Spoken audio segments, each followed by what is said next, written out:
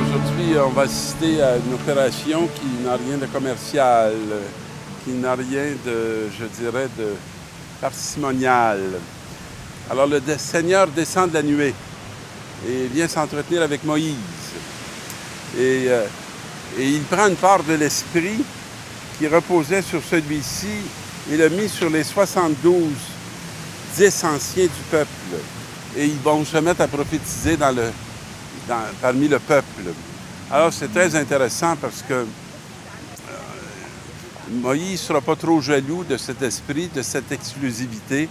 Il va très bien saisir qu'elle lui a été confiée pour le bien d'un peuple et il ne sera pas offensé qu'elle se mette tout à coup à reposer sur des frères et qu'elle multiplie cette sagesse que l'Assemblée a toujours besoin d'entendre parce qu'elle est toujours portée à se détourner de la sagesse de Dieu pour s'enfermer dans la sagesse du monde. Et il va arriver tout à coup auprès de Moïse de ces gens-là qui ne sont pas habités par la même expérience, je dirais, que Moïse. Il y en a deux qui le font, puis ils n'étaient pas parmi ceux qui l'ont reçu. Et là, Moïse va leur dire de ne pas s'en faire. Il va leur dire, serais-tu jaloux pour moi? Alors, parfois, on veut protéger des gens qu'on a élus comme gourous, alors qu'eux-mêmes ne se prennent pas pour des gourous, ou on est trompé par une sagesse qui nous a été confiée ou partagée, et nous sommes trompés par un appel qui était le nôtre, mais que nous avons échappé parce que nous nous sommes égarés dans des voies qui n'étaient pas celles du Seigneur. Et dans la deuxième lecture, qui est tirée une fois de plus d'un texte de Saint Jacques, « Écoutez-moi, vous les gens riches, pleurez, lamentez-vous, car des malheurs vous attendent. » On va voir ça souvent, ce thème-là, dans l'Évangile. Et ici, les riches sont présentés comme des gens qui vont faire face à des épreuves, alors qu'on sait très bien que souvent, dans la vie du monde, c'est des gens qui sont épargnés des épreuves. Ce n'est pas que le Seigneur n'aime pas les gens riches, ou ce n'est pas qu'il condamne la richesse, mais il veut nous éveiller au danger de ces richesses qui pourraient nous couper de l'essentiel. Et il va démontrer dans ce texte-là qu'il y a beaucoup de richesses qui sont fondées sur l'exploitation des semblables et que cette richesse n'est pas une bonne richesse parce qu'elle n'a pas du tout le sens, je dirais, de l'humanité.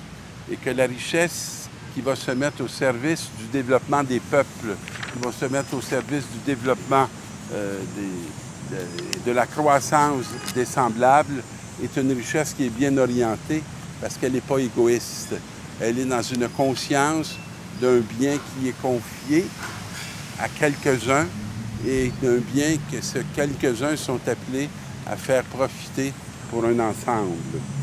Dans l'Évangile, on reprend un peu le thème de la première lecture. « Nous avons vu quelqu'un chasser des esprits mauvais en ton nom.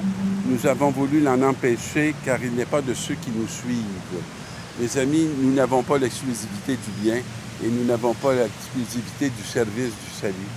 Et il faut être capable de reconnaître ceux qui le font très bien, même s'ils n'appartiennent pas nécessairement à notre communauté ou à notre... Et je pense qu'un de ceux qui est un exemple dans cet ordre-là, c'est notre pape François, qui va aisément à la rencontre de tous ceux qui portent un désir d'annoncer, je dirais, Jésus-Christ, d'annoncer la vie, d'annoncer l'affranchissement, d'accomplir la justice. Et parmi les amis de François, on peut trouver des athées, on peut trouver des protestants, on peut trouver des juifs, on peut trouver des hommes du commerce, de la richesse, mais on trouve chez les amis de François des hommes qui ont un souci de leurs frères et de leurs sœurs et des hommes qui sont capables de partager. Et il y a une parole qui souvent apparaît très dure dans ce texte-là, qui dit ceci.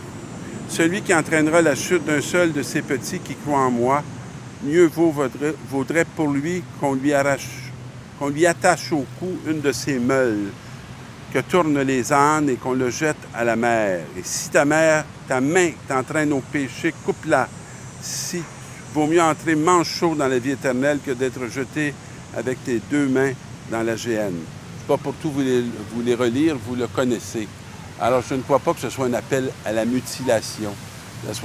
C'est beaucoup plus un appel à la conversion et de regarder ce que nous faisons avec les biens qui nous sont donnés, avec ce que le Seigneur nous a donné comme moyen.